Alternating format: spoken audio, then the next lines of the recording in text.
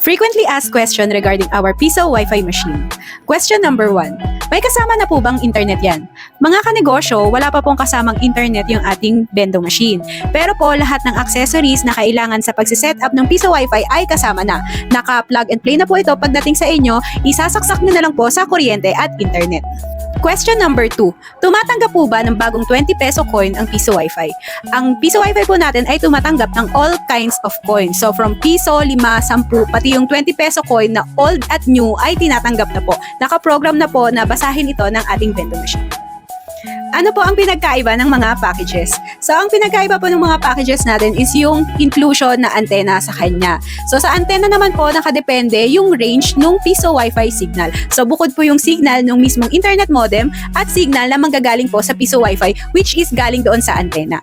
Yung range naman ng kada antena ay andoon na rin katabi sa variation po. So, kapag umorder kayo, ay makakapili na kayo kung anong antena yung gusto nyo pong maging inclusion. Kung meron ka pang dagdag katanungan, ay i-comment mo lang sa video na to. Sasagutin natin yan sa ating next content. Maraming salamat mga kanegosyo!